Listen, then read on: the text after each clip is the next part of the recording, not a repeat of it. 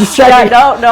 One was I was a warrior. How would you describe voice acting versus regular acting? So they don't want you to sound like Emma Stone, but they kind of Take want inspiration you, from yeah, it. exactly. Yeah. And it's obviously debatable whether or not it's ethically correct. You may be trendy one day and then you're not the next. You're not the next, yeah. I have played senior citizen, so I can push myself to that too.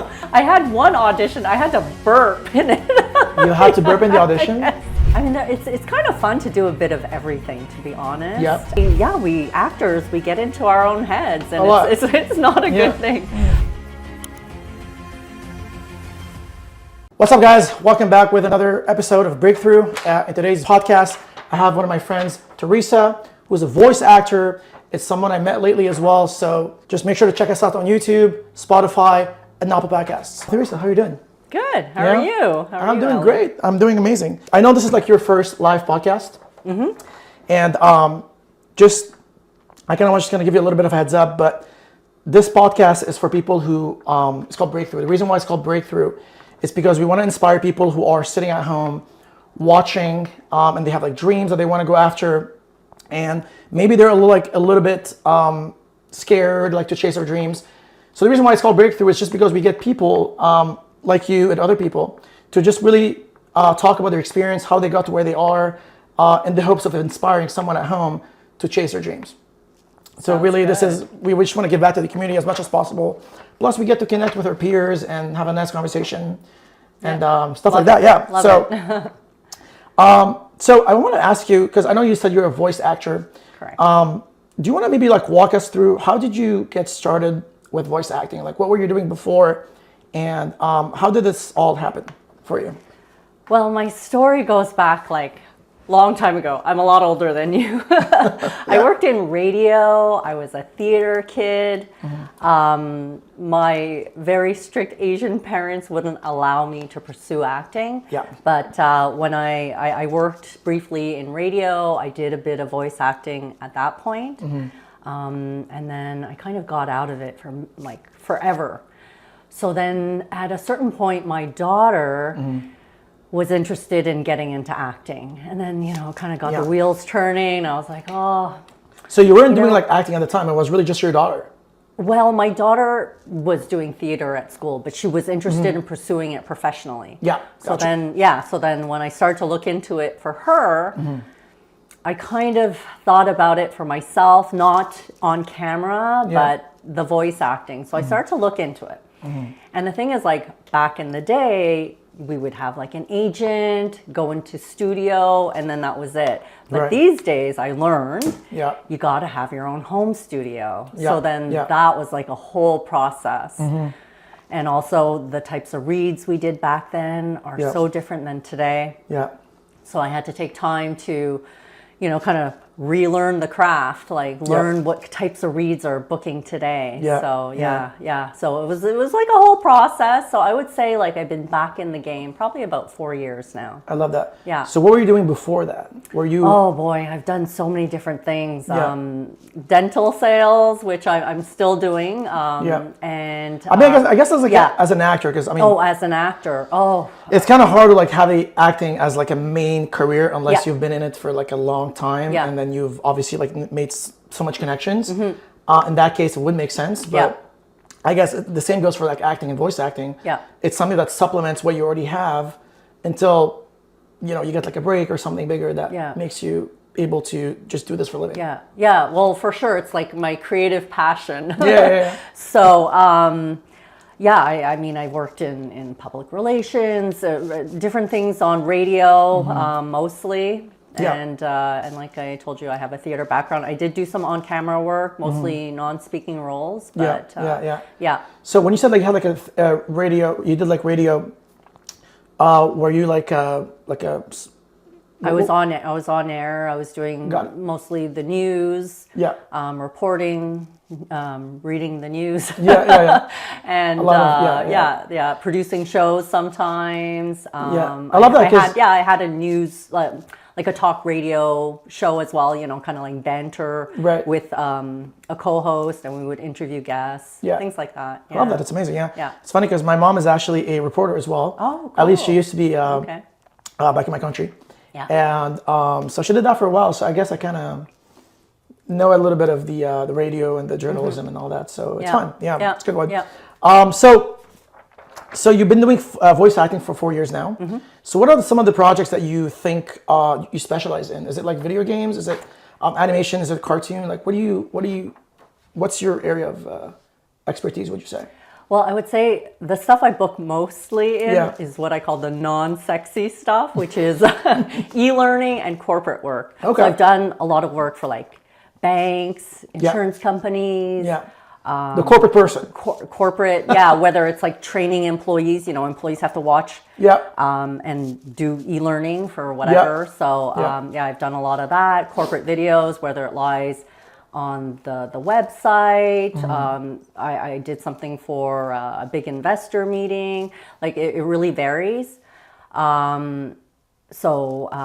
Like engineering companies. Nice. Yeah, like so you always have things like that. But last year, now we just started the new year. But last year I booked for the first time a couple of video games. So that was fun. Wow. Okay. Yeah. So is it like a corporate role in a video game? No. Just checking. No. One was I was a warrior, but the other one I was a reporter. Okay. The evil reporter. An evil reporter? Yeah. So oh my God, that's so funny. That's amazing. Yeah. See, like this is something that a lot of people don't actually know, but I guess like if I were to ask you like the difference between acting and voice acting, maybe you want to explain for someone who's never actually done voice acting, and maybe there's like a lot of actors like out there, like me included. I've never done voice acting. It's something I want to get into soon. Okay. A lot of people think that voice acting is different from acting because you're technically still acting. You are. You're not you're not being filmed, but you got to bring in the energy and the character's motivation and all that. Yeah. So what would you say like is how would you describe voice acting versus regular acting? Okay. So for sure, voice acting is acting. And I've had a lot of people ask me about voice acting, like they want to get into it, but they have no concept that you need training, like you need an acting background, whether you're going to take voice acting lessons or regular acting lessons, improv, like you have to have all of those skills. Yes. So voice acting, for sure, like if you're a regular actor, I would say it's going to take you like very little time to make the switch or get into it. Yeah, but you have to learn how to use the mic. Like a video game, like just like the positioning of the mic, you would have to know, like, you're not going to go close up to the mic, back away. I use my body, but I can't move much because the mic picks everything up. So I do talk with my hands. It helps me, play the role, whatever role I'm playing. But and you can't wear like clothes that'll rub. Like there are all these little things tricks that you'll learn. But I mean, you kind of have to have your own studio, so that's also something. You got to build your own studio, whether you can use a closet. This past year I got a whisper room, which is one of those real professional booths. Yes, with the installation and all that? Exactly. Nice. You have to learn how to edit. So that's another thing. You kind of have to be a sound engineer to a certain level. Okay. So you need like basic knowledge of like sound design and stuff like that, right? Okay. Yeah, exactly. And then we do have agents, but most of the work that voice actors get is through like on their own, whether it's through casting websites, direct marketing, your social media, your website, like SEO. Sometimes people find me through my website. Sometimes I get hired by other voice actors. Okay. Yeah, because they're production companies, or somebody might reach out to somebody they've worked with before and ask for recommendations, or have them manage a project. Like I have an e-learning project coming up, and hired through a friend, colleague. That's amazing. Wow. Yeah. Congrats. That's so cool. Thanks. Yeah. So, I mean, obviously, it's like as you said, like voice acting is basically acting. Because obviously, like in an acting setup, if you're in like in a movie or in a show, you have this boom mic, right? So, you have. Do you feel like you're more constrained as a voice actor because you're actually in the little room doing your voice stuff? Do you feel like you're more constrained because you have to deliver everything to the mic. Whereas like in acting, you basically have that boom that is like above your head. So you have like more like, do you feel like it's like you're more constrained as a voice actor? Physically, for sure. Yeah. For sure. Yeah. Yeah. I mean, you want to use a certain amount of physicality, but You got to keep it like within, not too far from the mic. Yeah, it really depends. Like if you want that intimate read, you're going to come closer to the mic. Right. You might lower what we call the gain, which is the volume of the mic. Yep. You play around with things like that, and different mics will also make you sound different. Yep. So there's so many different techniques, Yep. but yeah, for sure. Physically, it is different from acting. Yeah. And but I still use facial expressions Right. and to play different characters. I love that. Yeah. Speaking about characters, okay, so that's I was gonna touch on that next. So so when you receive a breakdown for like a voiceover audition, how do you build a character? So how do you know like which voice, which tone, which pitch you should give to this character? How do you go about like really bringing that character to life? Okay. Well, it kind of depends what I'm auditioning for. So, for instance, like the video game, Yeah. there probably is more thought to go into the character versus like a corporate read. Yeah. Could be very basic. They want it to sound friendly, professional, or so it really depends on the project. Right. So they'll tell you kind of like, hey, like say it in a more serious tone, or like they'll give you some notes, right? Yes. And sometimes we get for commercial auditions, like we're looking for Emma Stone type of character, Yeah. or that. Yeah. So they don't want you to sound like Emma Stone, but they kind Take of want inspiration you. from Yeah, it. exactly. So you don't want to focus too much on that because. You don't want to imitate that particular Correct. actor. You Yeah. want to bring who you are. That's Yeah. really what they're looking for. Yeah. And there I guess could be a little backstory, like even for a commercial, like who are you talking to? Who are you? Where are you? Why are you saying this? Like, are you obviously for commercials most of the time you're trying to sell something. Yeah. But that that's not your inspiration that you're going to use. When you're auditioning, you're really talking to the person like, oh, this bottle of water, Right. Like maybe you're really thirsty, so yeah, give it a try, instead of buy this bottle of water because it's fantastic. So less salesy and more like you're really, it's very conversational mostly. Yeah, because you're trying to get that connection with that Yeah. person instead of like really being that sales guy, basically. Exactly. Right? So, Yeah. So what would you say like is like step one of like building the character? Like, do you start like really? Do you build like a backstory first, like to the character, or do you start like maybe? I guess like rehearsing the lines. Like, how do you? What's the like? What would you say is like step one? And then once I've done that, step two is this. Like, you want to give us like a bit of a quick overview? Sure, yeah.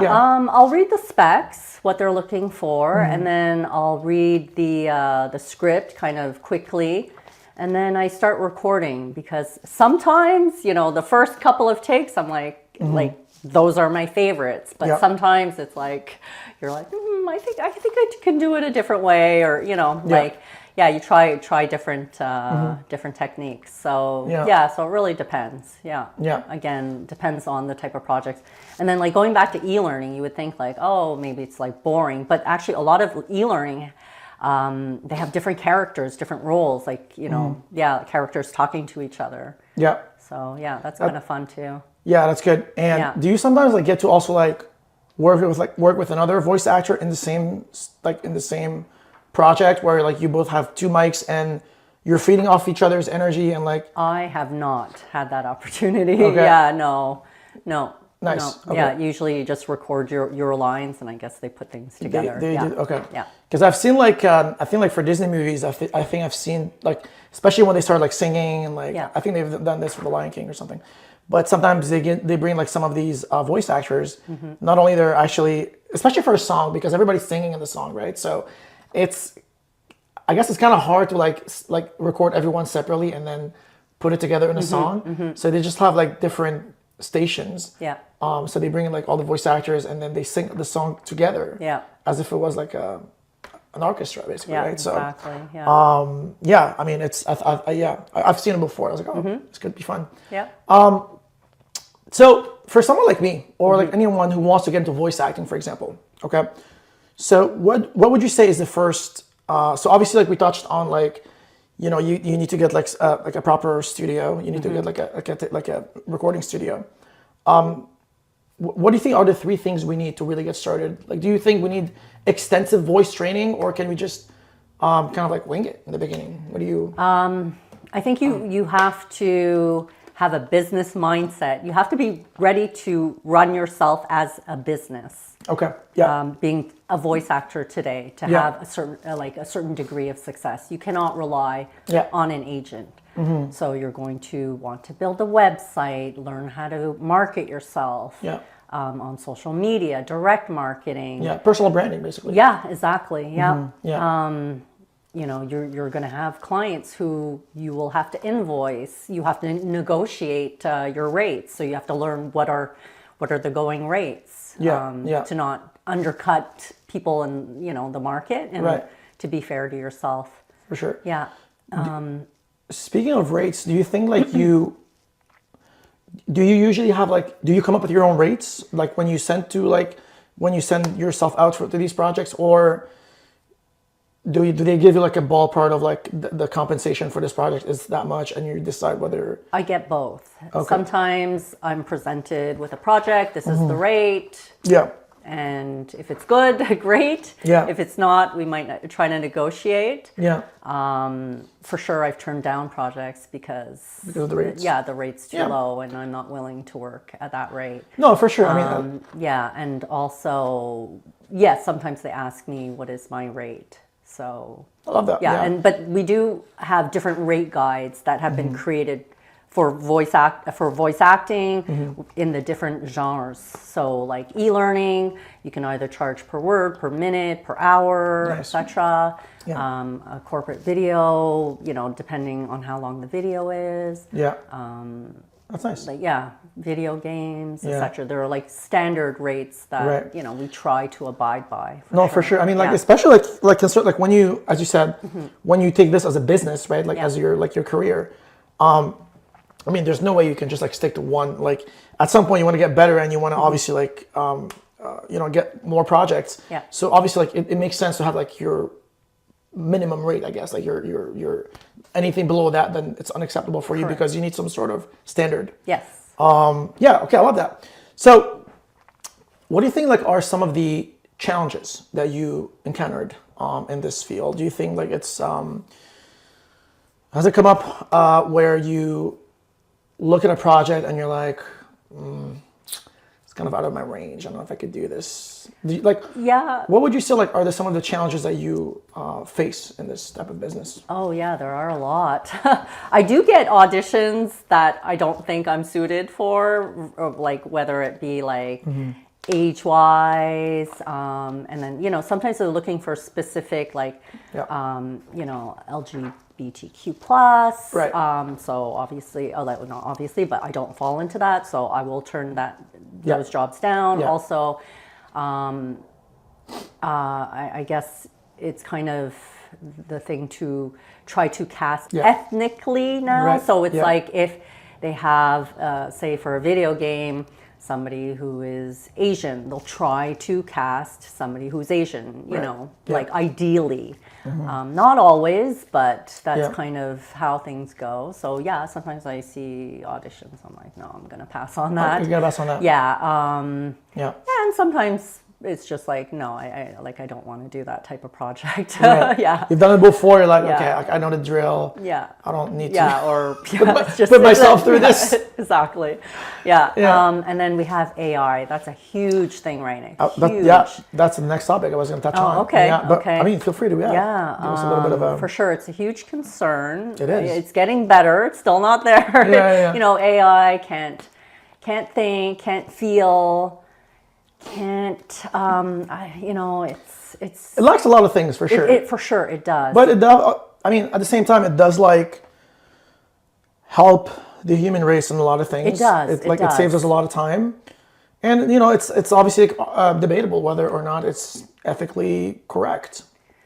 to replace AI with our voice, our face, our I mean, whether it's for on camera, because obviously we've seen what they can do now with the technology. It is pretty scary. cool. It's scary. Scary and cool, yeah. Yeah, but you know, acting to me is like it's an art form. It's creative. Do we want to kill that off? You know. Yeah. And AI is just kind of using what has been created in the past. AI, at least for now, cannot generate new ideas and feelings that you and I can do. Like, I guess somebody can try to program a voice, make it sound, you know, a little louder here, maybe put a breath there, but it doesn't have the emotions that, like, if a director tells me, you know, like put more passion in it or sound angry or, you know, it's like, I can do that. I can, you know, I like, I have feelings and I have experiences. I can bring that into my draw reads. from that, Exactly. AI can't do that. AI can't do that. No, definitely. Just to go back to the challenges question, which is basically the question. So do you find like there are any other challenges that you think might, not just like to the character or like the breakdown sometimes, but maybe it's like maybe industry related, like just maybe the way that the industry has evolved over the years, especially, you know, with the technology advancing every year. Obviously AI is just one of them, but do you find that there are some challenges like industry wise that you've also faced from that perspective? Well, I think you have to keep up to date with what's going on, like what types of reads are booking. And like we saw during the pandemic, it was like, actually, I would say before the pandemic, a lot of people who were booking were like the younger voices, you know, very bright, bubbly voices. And then when the pandemic came, they wanted that more serious, more mature sounding voice. And then kind of switched again, but then like, but then my agent said, oh yeah, no. And I see the auditions, like looking for more mature voices. So so that's a challenge for everyone, you know, what's booking, you know, you may be trendy one day and then you're not the next, but you also have to adapt, like in terms of the types of reads you can offer. So for sure. Do you find your voice is very malleable right now? Like, do you feel like you can do anything with your voice, or there are some limitations? For sure, there are some limitations. Like some people are great at like those video games. They're tough, like the screaming and everything. There's only a certain amount I'm willing to do. Not just for video games, like I did a dubbing job. There's like a lot of like, you know, like excited people, angry people. And, you know, and after I was like, ooh, you know, it was tough. And we do learn skills, how to use our voices safely and do vocal warm-ups and because you don't want to damage your vocal cords. But for sure, some people are more delicate, you know, don't want to go into that realm. I love that. It's good because you just touched like on you know, some exercises that you do to you know to do the vocals. This is something I get a lot actually. Like one of my, I mean, we all have our weaknesses. We all have our strengths. One of mine is voice. It's something that I get all the time. Is they keep telling me, get on your voice, and I didn't know what that meant for a while until I asked someone who's a voice actor. So what would you say like? Because obviously, like, would you say like voice acting? Do you use your voice in the same way, like, for example, when you sing?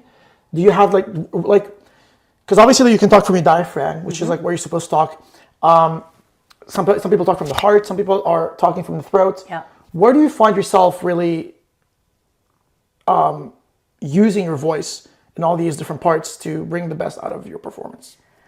I guess we all kind of have like our money voice, and for sure mine is, you know, it's a more mature, sophisticated sounding voice. But I can do the bubbly, like, you know, if I choose to speak like out of here versus down here.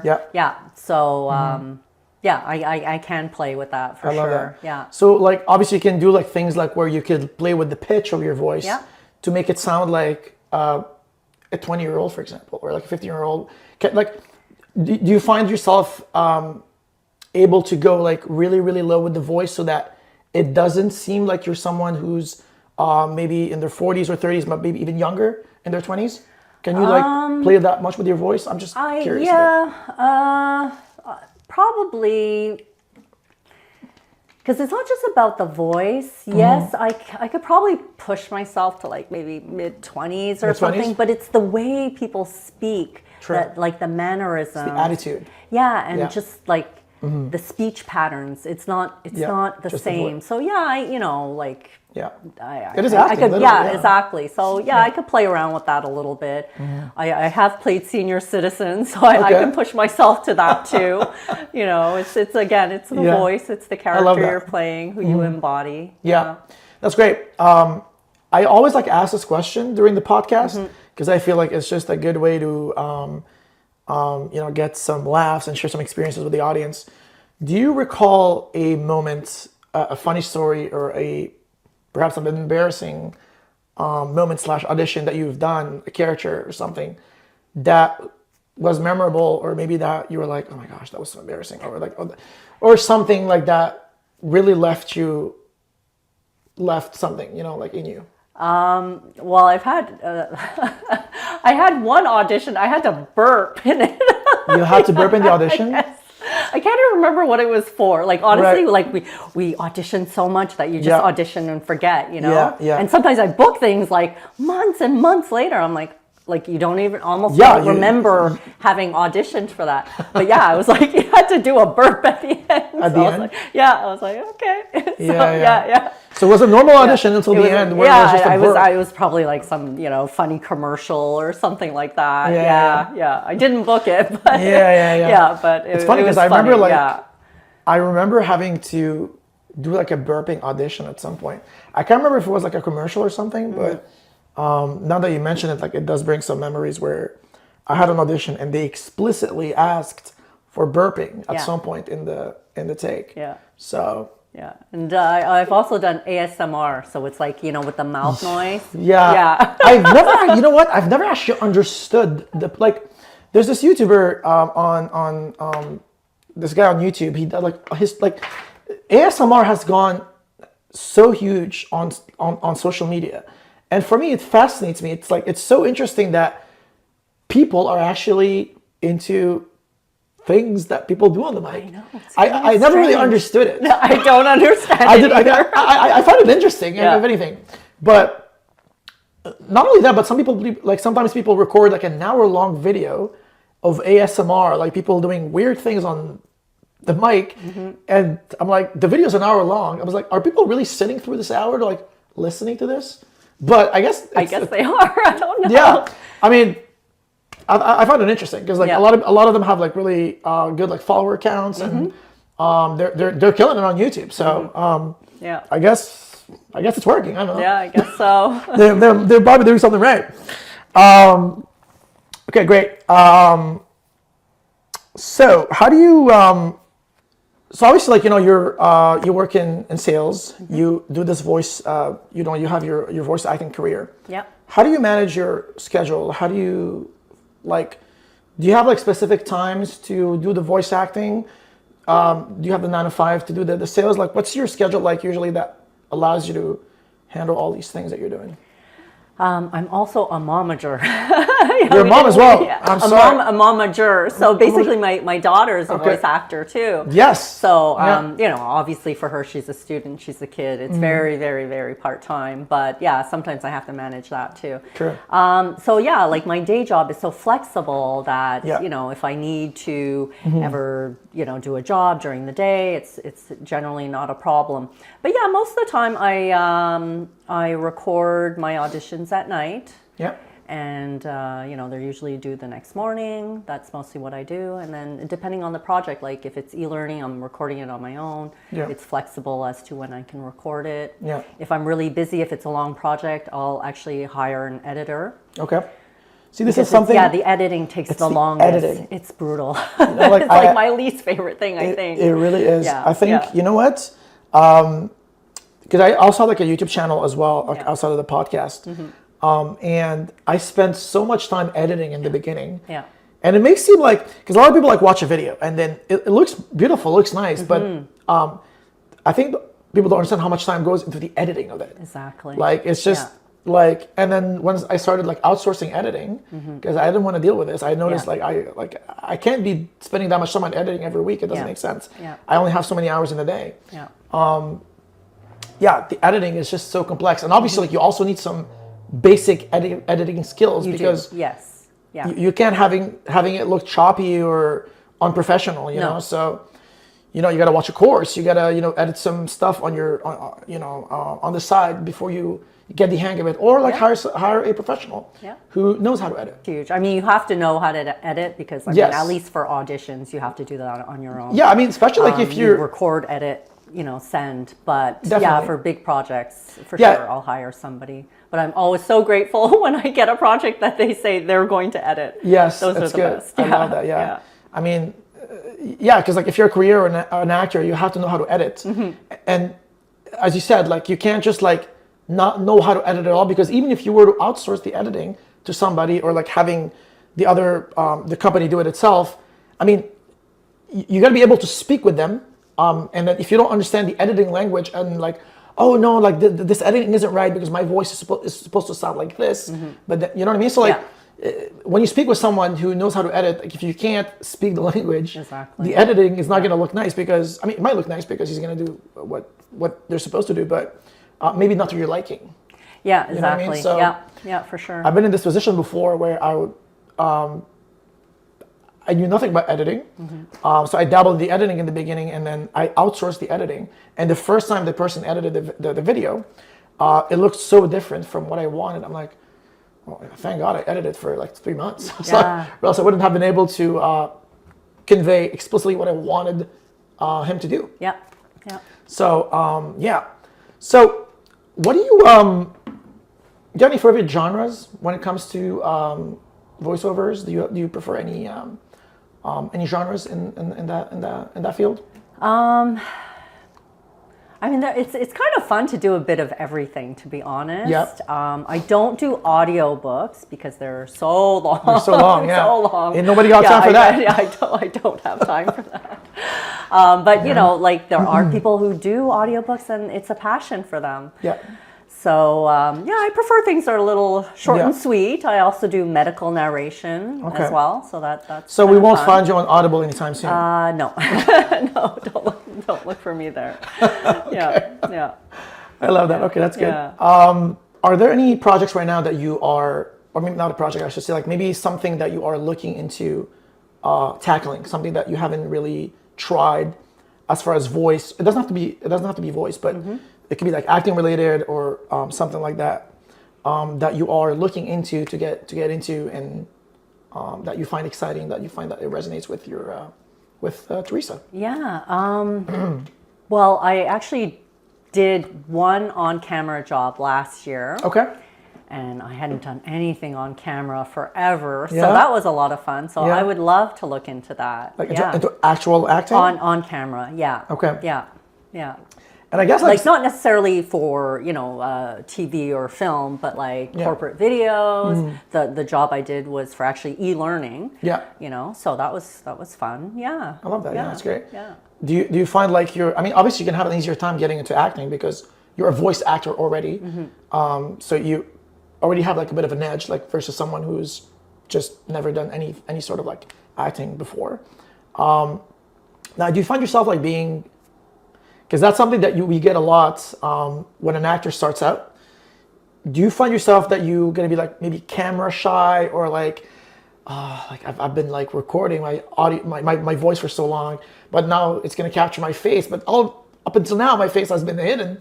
Do you find yourself like maybe being a little bit like scared that now your face is gonna appear on camera? Like, you know what I mean? Yeah. I would say. Probably no, because I was a theater kid, and I did do some on-camera stuff back in the day. Most like for my paid projects, mostly non-speaking, but I was also like on camera doing reporting and stuff like that, student TV, I did community TV. But for sure I was out of it for a long time. But on my my Instagram page, I do, you know, every once in a while I do some on-camera stuff. You know, talking to people and so That's amazing. It's so good. I'm good. It's always good. It's always good because like this is something sure. something that a lot of people face. They're there are a lot of voice actors who are introverts and who would not be interested in. And especially like it takes a lot for a performance to actually look natural, because once you watch something on TV or even when you listen to it, right, it looks great, but also a lot of it, you know, is related to the fact that the actor can't be in its head. You know, he has to be like really living the moment. Sometimes people get caught into the, I guess like getting into your head, but like I knew, like for example myself, like when I tape something, I used to do this to do this a lot in the beginning, where I would watch my tape and I'm like, oh, why did I blink on second 5? Stop blinking, or like you know what I mean? Like, we start nitpicking on every single thing, and it takes you out of it. You know what I mean? So like, but the reality is, what I learned over the years is that you can't really be looking at those things, because the thing that you actually see for yourself or listen for yourself, it might not look the same for someone else. You know, so these twitching that I've been doing, or like when I blink too much or whatever, I'm like, when someone else sees the video, I'm like, oh, I didn't see that. It was just me. Exactly. So I guess I'm just overthinking this. We actors, we get into our own heads, and it's not a good thing. I do try to now. I record. I listen back, make sure everything sounds okay. I've taken out all the the little things I need to remove. Like sometimes we need to remove or reduce our breaths, mouth noise, things like that. Make sure all errors are cut out, or the spacing, you don't want like dead air. But I don't focus anymore on like, you know, oh, I should have done this, or because then you're just gonna drive yourself crazy. You're like, really, it's not good for you. Record it, forget it, it's not good for move you. on. Because set it and forget it. Most of the time we're not gonna book it. That's how I look at it now. We're not gonna book it. And everyone's like that. Absolutely. And I say this in my podcast all the time, even with the other guests that have been there as well, that whenever you do like an audition, as you said, the less you think about it, the better. Right. So like, and I think this is kind of like the same for anything. That goes the same. Like it's the same like when you apply for a regular job. You know, the less you think about the job, the better it is. When you start dating, the less you think about like trying to find love, that's when you find love. You know, it's just like it's kind of like it's always that same fundamental rule that the less you care, the more it's going to happen for you. Right. So like I have this mentality of like, oh, just like set it and forget it, because as you said, like, chances are you're probably not going to book it. And at the same time, you don't want to like be so pessimistic that so you always want to have like a you want to keep like an optimistic energy. Like I'm always putting my best foot forward, like doing the best I can. But the rest is not up to you after. Focusing like, oh, I should have done this way, or you know. At the end of the day, like it's just like it's never like a it's like a work in progress. There's like no such thing as a perfect performance. You know, like a master class of a performance. There's always like room to improve and to make it better, and they know that. You know, casting knows this. You know, when they listen to you or when they see your audition, they know that like, okay, like on set you're gonna have more time to work it out. You're gonna have the director giving you directions. You're gonna have everyone. You're gonna have the set, right? So you're gonna actually have the actual set to help you out, because obviously like when you tape an audition in the room in a small room, it's very different when you're actually acting it in the set itself, because you have the environment working for you. Like, and if you have to see like a car pass by, but you have to kind of imagine it in the audition, while on set you're actually gonna have a car pass by, so you don't have to imagine it. It's literally gonna be there. So. You actually have that. You're gonna have everything you need to make a performance as crisp and as realistic as possible. So I guess the same goes for the voice overs as well. So do you want to like maybe take us back to your first booking? I'm just always curious, like, Oh boy, my first. and how did you react?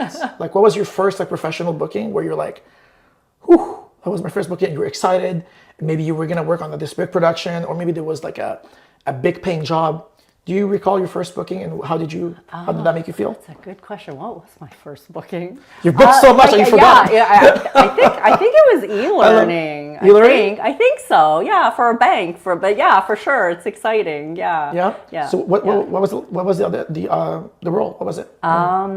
It was like more like a narrator role. Okay. Yeah. So you're explaining Nice. to the person, for dealing with the customer. Yeah. Was it like a long narration that you had to, or was it just relatively? That job. I think that they probably had different modules. Okay. Sometimes like we have like module 1, module 2. Nice. So yeah. Was that like your first like professional actual booking? Well, I actually did some voice work like in the Yeah. past. So I'd done some commercials, some e-learning work back then. Yeah. So yeah. Okay, that's good. I love that. It's always now the reason why I asked this question is because the first time you book something, it's always meaningful to you. Yes. Yes. Because it's basically the fruit of your hard labor. Like all your hard work is finally paying off. And this is probably the best reward you could ever get is when you book something. When you work, again, that goes for anything in life, not just like for this, but whenever you work so hard for it, like whether that's like, getting fit or like, whatever, playing a sport or playing an instrument or whatever, when someone actually values your talent, Yes. right? Yeah.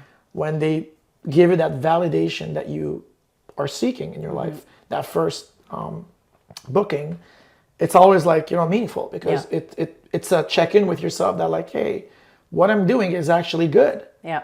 Because we all doubt ourselves and we all, we're just like, sometimes we think we're not good enough, right? Because the reason why is because the thing is like we live in this life that we think that we deserve to be rewarded for our hard work, but unfortunately it doesn't always happen. Correct. Right?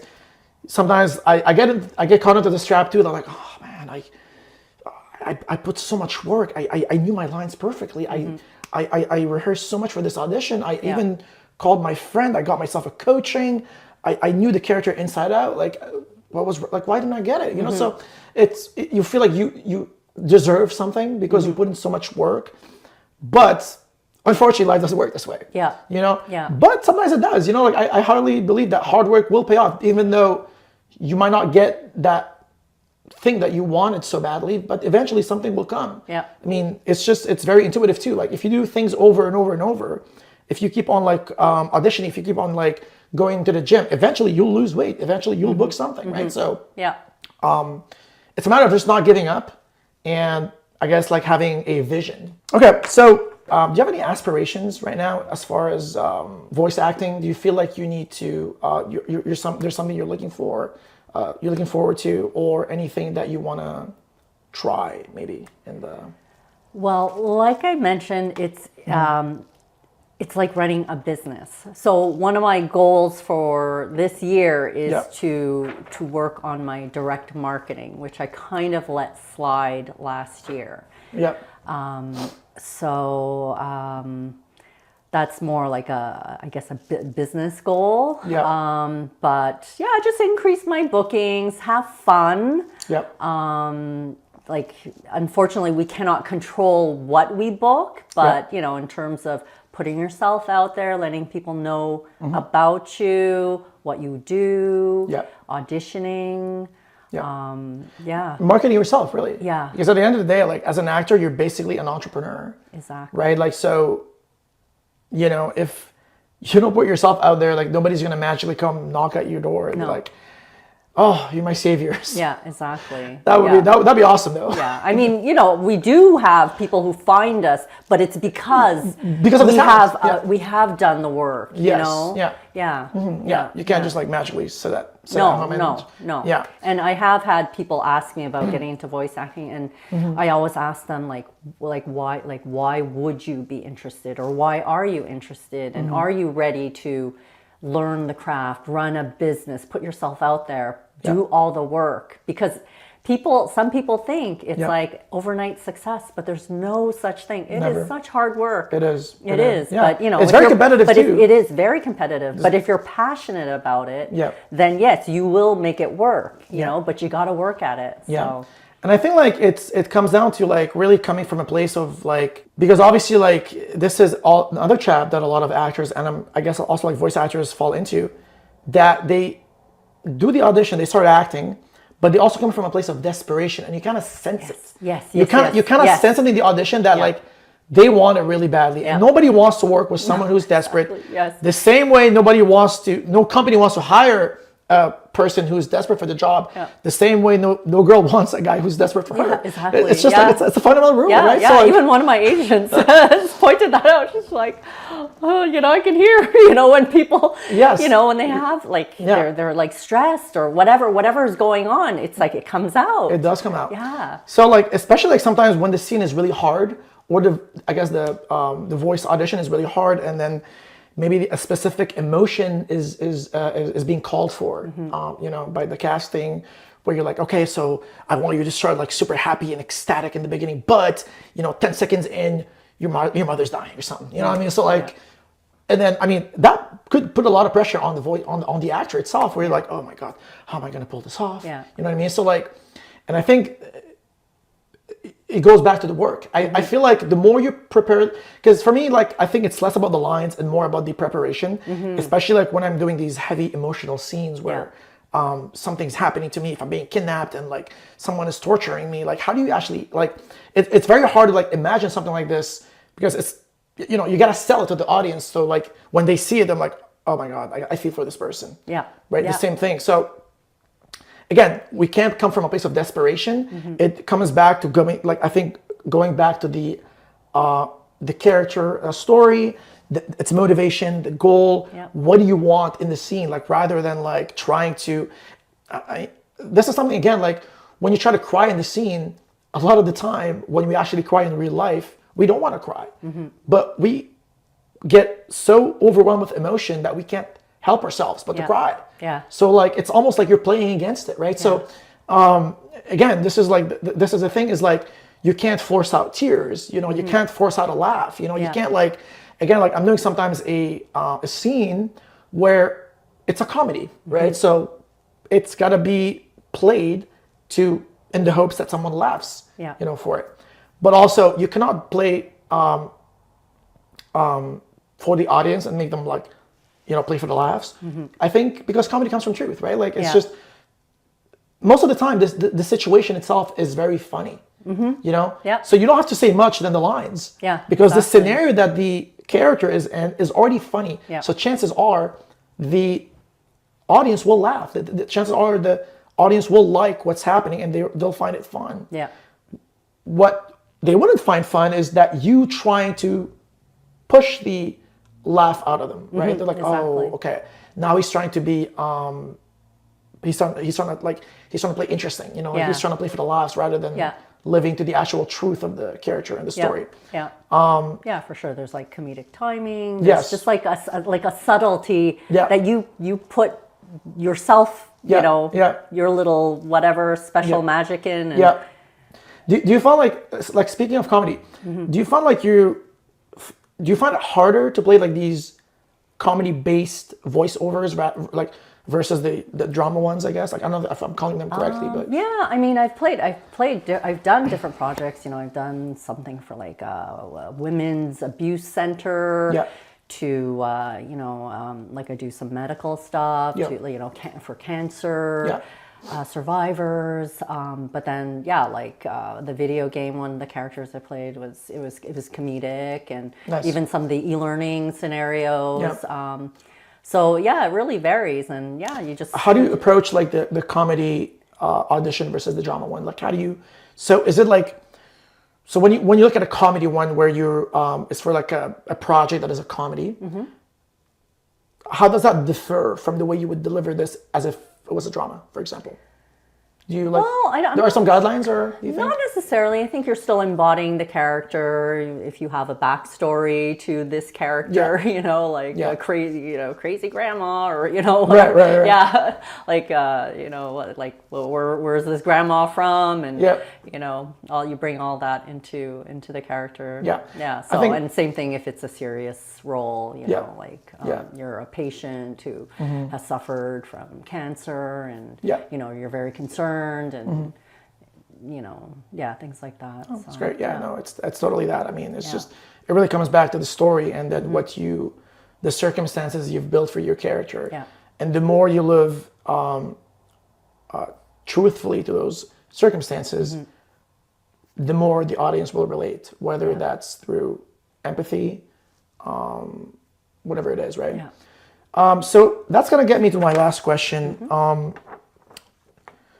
Do you have any routines or practices or any exercises for voice for any one who's watching this and they're like, okay, maybe what are some good exercises for your voice to keep it nice and healthy and always good to get the, a good, yeah.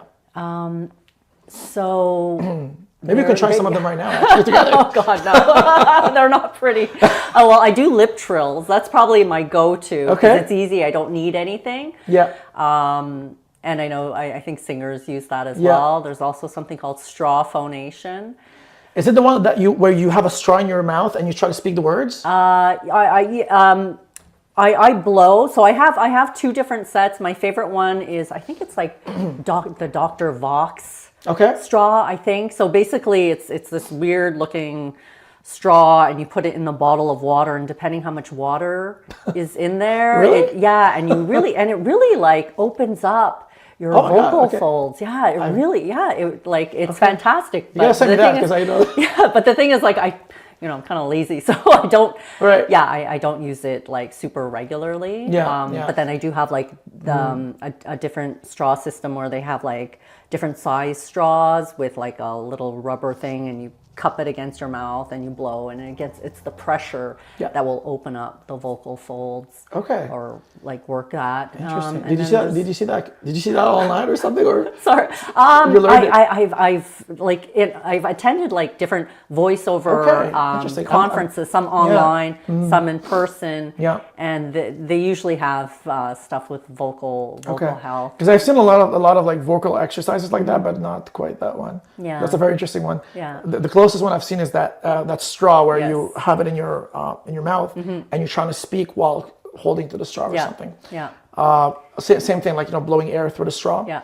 What about tongue twisters? Yeah, I do those once in a while. Yeah, not as often. For sure, when I was first starting out, Yeah. I was a little more diligent about that. Yeah. And, Do you find like they help with? I guess maybe tongue twisters really help with the diction, really hitting all the vowels and all the words more clearly. I guess, right? Yeah, well, you have in voice acting, you have to be a good sight reader. Okay. Sometimes we get the script ahead of time. Like say you're going in studio, which doesn't happen too often, but even like if you have a live directed session, sometimes they change the script, Okay. right before, modify it. Yeah. While you're in session.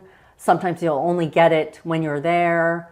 So you have to be able to read, like be a good sight reader, basically.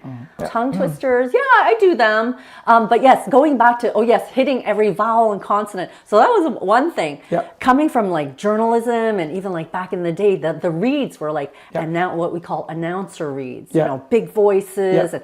Now it's like very conversational, so Yeah. you want to let things drop. You don't want to sound like you're speaking perfectly. Yeah. So sometimes instead of saying "and," I'll say "and." Interesting. Yeah, things like that. Yeah. And also, like we're Canadian, Yeah. and I do book mostly in Canada, Okay. but Sometimes the States, I do yeah. book in the States sometimes, and there is a difference between The accents, yeah, of the course. Canadian accents, the way we Our pronounce. sorries and Yeah, exactly. abouts and all that. Yeah, for sure. They- So again, they catch it's us on that all the time. Yeah, and I take training for that, Yes, and I listen. Yeah. Like that's the thing about like being an actor. I'm always like watching and listening, Learning, yes. Yeah, yes. yeah.